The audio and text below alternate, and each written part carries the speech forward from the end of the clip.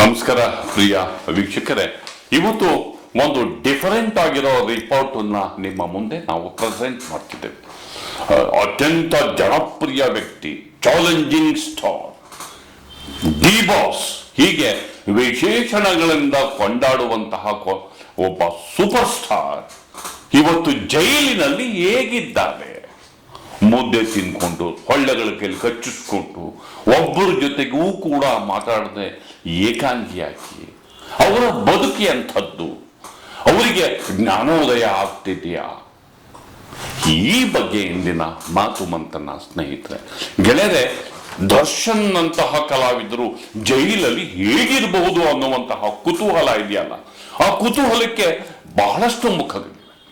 ಒಂದು, ಅವರಿಗೆ ಜೈಲಿಗೆ ಹೋಗುವಂತ ಸ್ಥಿತಿ ಬಂದಿತ್ತು ಮತ್ತು ಜೈಲಲ್ಲಿ ಹೇಗಿರಬಹುದು ಅವರು? ಐಷಾರಾಮಿ ಬದುಕಿನ ನಾಯಕ, ಹೊರಗೆ ಬಂದರೆ ಲಕ್ಷಾಂತರ ಅಭಿಮಾನಿಗಳು ಮುತ್ತಿತ್ತು ಜಯಘೋಷಗಳ ನಡುವೆ ಹೆಜ್ಜೆ ಇಡುವ ನಾಯಕ, ಜೈಲಲ್ಲಿ ಒಂಟಿಯಾಗಿ ಆರೋಪ ಹೊತ್ತು ಸಹಸ್ರಾರು ಖೈದಿಗಳ ನಡುವೆ ತಾನೂ ಒಬ್ಬ ಸಾಧಾರಣ ಖೈದಿಯಾಗಿ ಆರೋಪಿಯಾಗಿ ಆ ಬದುಕು ಹೇಗಿರಬಹುದು? ಒಂದು ಕ್ಷಣ ಎಲ್ಲವೂ ನಶ್ವರ ಅನಿಸಿರುತ್ತೆ. ಹಣ ಇದ್ದು, ಅಂತಸ್ತಿದ್ದು, ಜನಪ್ರಿಯತೆ ಇದ್ದು, ಅದನ್ನ ನೆತ್ತಿಗೇರಿ ಅರಗಿಸಿಕೊಳ್ಳಲು ಸಾಧ್ಯವಾಗದಿದ್ದಾಗ ಮತ್ತು ದರ್ಪ, ಆಕ್ರೋಶ ಮತ್ತು ತಾನು ಮಾಡಿದ್ದೇ ಸಾಮ್ರಾಜ್ಯ ಎನ್ನುವಂತಹ ಒಂದು ರೀತಿಯ ಧಿಮಾಕು, ಇವೆಲ್ಲವೂ ಕೂಡ ಮನುಷ್ಯನನ್ನ ಪ್ರಪಾತಕ್ಕೆ ತಂದು ಕುಕ್ಕಿದಾಗ ಏನೆಲ್ಲ ಆಗ್ಬೋದು ಅನ್ನೋದಕ್ಕೆ ದರ್ಶನ್ ಇವತ್ತು ಜೈಲಲ್ಲಿ ಒದ್ದಾಡ್ತಿರುವಂತಹ ಸ್ಥಿತಿಯೇ ಸಾಕ್ಷಿ. ಇಂಥದ್ದೊಂದು ಕುತೂಹಲಕ್ಕೆ ನಾವು ಮಾಹಿತಿಯನ್ನ ಸಂಗ್ರಹಿಸಿದಾಗ ನಮಗೆ ಅತ್ಯಂತ ಕುತೂಹಲಕಾರಿ ಇಂಥದ್ದೊಂದು ವಿವರಗಳು ನಮಗೆ ಸಿಕ್ಕಿದೆ. ಹೇಗೆ ಬದುಕ್ತಿದ್ದಾರೆ ಜೈಲಲ್ಲಿ, ಆ ಸ್ಪೆಷಲ್ ಬ್ಯಾರಕ್ ಅಲ್ಲಿ ಅವರು ಹೇಗಿದ್ದಾರೆ?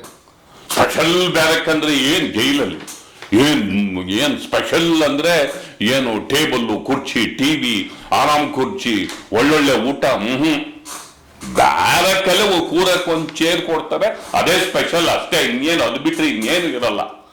ಇಲ್ಲಿ ಅವರಿಗೆ ಈಗ ಸರಿಯಾದ ಘಟ್ಟ ಅದು.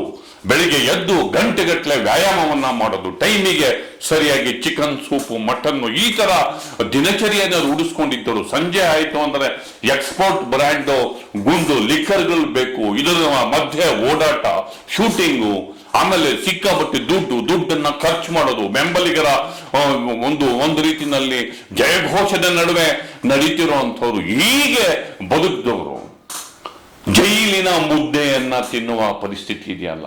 ನಮಗೆ ಬಂದ ಮಾಹಿತಿಯ ಪ್ರಕಾರ ಅವರು ನಿದ್ದೆ ಬರ್ತಿಲ್ಲ, ಅವರಿಗೆ ಜೈಲಲ್ಲಿ ನಿದ್ದೆ ಬರ್ತಿಲ್ಲ. ಇಡೀ ರಾತ್ರಿ ಒಬ್ಬರೇ ಜೈಲಲ್ಲಿ ಆ ಬಂದಿಖಾನಿನಲ್ಲಿ ಸ್ಪೆಷಲ್ ಬ್ಯಾರಕಲ್ಲಿ ಮಾತೂ ಇಲ್ಲದೆ ಕೂತಿದ್ದಾರೆ.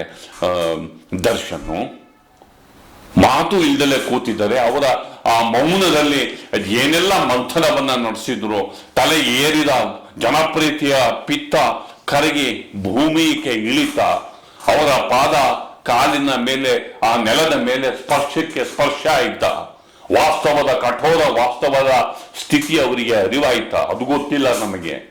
ನಂತರ ಬೆಳಿಗ್ಗೆ 6 ಗಂಟೆಗೆ ಹೇಳ್ತಾನೆ.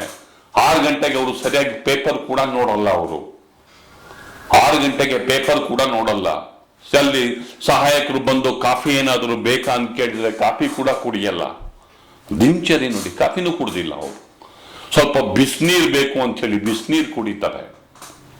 ಬೆಳಿಗ್ಗೆ ಎದ್ದು ದೇಹವನ್ನು ದಂಡಿಸಿ ಒಂದು ರೀತಿಯಲ್ಲಿ ಬೆವರು ಕಿತ್ತು ಹೋಗೋ ತರ ಜಿಮ್ ಮಾಡುವಂತಹ ಮನುಷ್ಯ ಮತ್ತು ಆ ಟ್ರೈನರ್ ಹೇಳುವಂತಹ ಊಟವನ್ನ ನಿಗದಿತ ಟೈಮಲ್ಲಿ ಆ ಸ್ಪೆಸಿಫಿಕ್ ಫುಡ್ಗಳನ್ನ ತೆಗೆದುಕೊಳ್ಳುವಂತಹ ಮನುಷ್ಯನಿಗೆ ಅರೆಬಂದ ಅಕ್ಕಿ, ಅನ್ನ, ಮುದ್ದೆ, ಚಪಾತಿ, ಸಾರು, ಒಂಚೂರು ಪಲ್ಯ, ಇದು ಆಗುತ್ತಾ ಅವರಿಗೆ? ಅದನ್ನ ತಿಂತಾ ಇದ್ದಾರೆ ದರ್ಶನ್. ಅದ್ರ ಜೊತೆಗೆ ಒಂದು ಕಬ್ಬ ಎಂದ್ರೆ ಒಂದು ಸ್ವಲ್ಪ ಮಜ್ಜಿಗೆ, ಮುದ್ದೆ, ಅನ್ನ, ಸಾರು, ಮಜ್ಜಿಗೆ, ಇಲ್ಲ ಅಂದ್ರೆ ಚಪಾತಿ. ಇನ್ ಜೈಲಿನ ಚಪಾತಿ ಹೇಗಿರುತ್ತೆ ನೀವೇ ನೋಡಿ, ಸಿನಿಮಾದಲ್ಲಿ ನೋಡಿದ್ದಾರೆ. ಸಿನಿಮಾದಲ್ಲಿ ಅವರೇ ಬೇಕಾದಷ್ಟು ಸಿನಿಮಾದಲ್ಲಿ ಜೈಲಿನ ಸೀನಲ್ಲಿ ಅವರು ಇದ್ದಾರೆ. ಆದರೆ ಆ ಜೈಲಿನ ಸೀನನ್ನ ಸಿನಿಮಾದಲ್ಲಿ ನೋಡೋದಕ್ಕೂ ವಾಸ್ತವದಲ್ಲಿ ಖುದ್ದು ತಾನೇ ಜೈಲು ಹಕ್ಕಿಯಾಗಿ ಬಂದಿಯಾಗಿ ಹತ್ತಿರದಿಂದ ಹೋಗಿ ಆ ಚಪಾತಿಯನ್ನ ತಾನೇ ದಿನಗಟ್ಟಲೆ ತಿನ್ನುವುದಕ್ಕೂ, ಜೈಲಿನಲ್ಲಿ ಶೂಟಿಂಗ್ ಅಲ್ಲಿ ಕ್ಯಾಮ್ರಾಗಳ ಮಧ್ಯೆ ಒಂದು ರೀತಿಯಲ್ಲಿ ಆಕ್ಟ್ ಮಾಡೋದಕ್ಕೂ, ಕ್ಯಾಮ್ರಾ ಇಲ್ಲದ ಬದುಕಲ್ಲಿ ಒಬ್ಬಂಟಿಯಾಗಿ ಕೂತು ತನಗಾಗಿರುವ ಸ್ಥಿತಿಯ ಬಗ್ಗೆ ಚರ್ಚೆ ಮಾಡೋದಕ್ಕೂ ಎಷ್ಟೊಂದು ವ್ಯತ್ಯಾಸ. ಹೇಗಿದ್ದವರು ಎಲ್ಲಿಗೆ ಬಂದರು? ದರ್ಶನ್ ಸ್ಥಿತಿ ಅದೇ ಆಗಿರೋದು. ಚಪಾತಿ ತಿಂದ್ರಂತೆ, ಇಲ್ಲ ಮುದ್ದೆ ತಿಂದ್ರಂತೆ, ಹೇಗಿರುತ್ತೆ ಅವರು ಬಿಸಿನೀರು ಕುಡಿದಂತೆ. ಇನ್ನು ದರ್ಶನ್ ಜೈಲಿಗೆ ಬಂದಿದ್ದಾರೆ ಅಂದ್ರೆ ಇನ್ನು ಜೈಲಲ್ಲೇ ಅವರ ಅಭಿಮಾನಿಗಳಿದ್ದಾರಲ್ವಾ, ಅವ್ರ ಪರಿಸ್ಥಿತಿ ಹೇಗಿರ್ಬೋದು ಲೆಕ್ಕ ಹಾಕಿ. ಒಂದು ಮೂಲದ ಪ್ರಕಾರ ಕೆಲವರು ಅಭಿಮಾನಿಗಳು, ಜೈಲಲ್ಲಿರುವ ಅಭಿಮಾನಿಗಳು ಅವ್ರನ್ನ ಮಾತಾಡ್ಸೋದಕ್ಕೆ ತಮ್ಮ ಜನಪ್ರಿಯ ನಾಯಕ, ತಮ್ಮ ಮನಸ್ಸಿನಲ್ಲಿ ಅಚ್ಚೊತ್ತಿದಂತಹ ನಾಯಕ ತಮ್ಮ ಜೊತೆಗೇನೆ ಜೈಲಲ್ಲಿ ಬಂದ್ರೆ ಅವರಿಗೆ ಖುಷಿ ಆಗಿರ್ಬೇಡ, ಮಾತಾಡ್ಸೋದಕ್ಕೆ ಪ್ರಯತ್ನ ಪಟ್ಟಿದ್ದಾರೆ. Sir, challenging star D boss, ನಾವು ನಿಮ್ ಫ್ಯಾನು. ಪ್ರತಿಕ್ರಿಯೆ ಕೊಟ್ಟಿಲ್ಲ. ಸಣ್ಣದೊಂದು ಮುಗುಳ್ನಗೆ, ಆ ಸಂಭ್ರಮ ಇಲ್ಲ. ಫ್ಯಾನ್ಸ್ಗಳು ಬಂದು ಮುತ್ಕೊಳ್ಳುವಂತಹ ಸಂಭ್ರಮ. ಅದೇ ಬೇರೆ ಟೈಮಲ್ಲಿ ಜೈಲಿಗೆ ಅವರು ಅತಿಥಿಯಾಗೋ ಏನೋ ನಡೆದು ಹೋದಾಗ ಆ ಖೈದಿಗಳು ಮುತ್ಕೊಂಡಿದ್ದರೆ ಯಾವ ಸಾಮಾನ್ಯವಾಗಿ ಬಳಸೋದು ಚಿನ್ನ ಅಂತ ಬಳಸ್ತಾರೆ. ಏನ್ ಚಿನ್ನ ಚೆನ್ನಾಗಿದೆಯಾ ಚಿನ್ನ ಅಂತ ಹಿಂಗ್ ಬಳಸ್ತಾರೆ. ಆ ತರ ಹೊಂದಿದ್ರೆ ಅದ್ರ ಕಥೆನೇ ಬೇರೆ. ಈಗ ಇವರು ಕೂಡ ಆರೋಪಿ, ಇವರು ಕೂಡ ಜೈಲಲ್ಲಿ ಇರುವಂಥವ್ರು. ಅವರಿಗೆ ಮಾತಾಡ್ಸೋಕ್ ಬಂದಾಗ ಅಂತ ಒಂದು ಲವಲವಿಕೆ ಆಗ್ಲಿ ಉತ್ಸಾಹ ಅವರಿಗಿಲ್ಲ. ನಾವು ನಿಮ್ಮ ಅಭಿಮಾನಿಗಳು ಸರ್ ಅಂತ ಕೇಳ್ಕೊಂಡ್ರು ಕೂಡ ಅಂತ ವಿಶೇಷವಾದಂತಹ ಪ್ರೀತಿನೂ ಅವರು ತೋರಿಸ್ಲಿಲ್ಲ. ಆ ಪರಿಸ್ಥಿತಿ ಅವ್ರಿಗಿದೆ. ಕೆಲವರು ಅವ್ರನ್ನ ಹತ್ರ ಬಂದು ಕೈ ಕುಲುಕಿ ಮಾತಾಡ್ಸೋ ಪ್ರಯತ್ನ ಪಟ್ಟನು ಕೂಡ ಅವರು ರೆಸ್ಪಾನ್ಸ್ ಮಾಡಲಿಲ್ಲ. ವಾಪಸ್ಸು ತನ್ನ ಬ್ಯಾರಕಲ್ಲಿ ಒಬ್ಬನೇ ಕೂತು ಯೋಚನೆ ಮಾಡುವಂತಹ ಪರಿಸ್ಥಿತಿ. ಊಟಕ್ಕೂ ಇಂಟ್ರೆಸ್ಟ್ ತೋರಿಸ್ತಿಲ್ಲ, ಯಾರ ಜೊತೆ ಮಾತಾಡೋಕ್ಕೂ ಇಂಟ್ರೆಸ್ಟ್ ತೋರಿಸ್ತಿಲ್ಲ, ಅಲ್ಲಿ ಯಾವುದೋ ಅಲ್ಲೇ ಓಡಾಡೋಕ್ಕೂ ಅವ್ರ ಇಂಟ್ರೆಸ್ಟ್ ಅನ್ನ ತೋರಿಸ್ತಾ ಇಲ್ಲ. ಅವ್ರ ಜೊತೆಗೆ ಇನ್ನು ವಿನಯ್, ಪ್ರದೋಷು, ಹಾಗೇನೆ ಧನ್ರಾಜ್ ಅನ್ನೋ 4 ಜನ ಸೇರಿಸಿ ಒಂದು ಬ್ಯಾರಕಲ್ಲಿ ಅವರಿಗೆ ಹಾಕಿದ್ದಾರೆ. ಅವ್ರ ಜೊತೆಗೂ ಅವರು ಹೆಚ್ಚು ಏನು ಮಾತಾಡ್ತಿಲ್ಲ. ಹೀಗಾಗಿ ಇಲ್ಲಿ ಒಂದು ಇಂಟ್ರೆಸ್ಟಿಂಗ್ ಆಗೋ ಸಂಗತಿಯನ್ನ ನಿಮ್ಮ ಮುಂದೆ ಪ್ರೆಸೆಂಟ್ ಅನ್ನ ಮಾಡೋದಕ್ಕೆ ಬಯಸ್ತೇನೆ.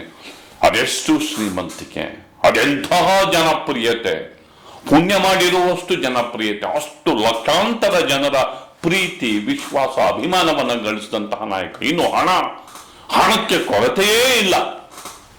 ಇಂತಹ ಪರಿಸ್ಥಿತಿನಲ್ಲಿ ಇಷ್ಟೆಲ್ಲ ಇದ್ರೂ ಕೂಡ ಜೈಲಲ್ಲಿ ಕುಳಿತುಕೊಳ್ಳುವಂತಹ ಪರಿಸ್ಥಿತಿ ಸೃಷ್ಟಿಯಾಯ್ತಲ್ಲ, ಅದು ಜನಪ್ರಿಯತೆಯ ನಶ್ವರತೆಗೆ ಸಾಕ್ಷಿ.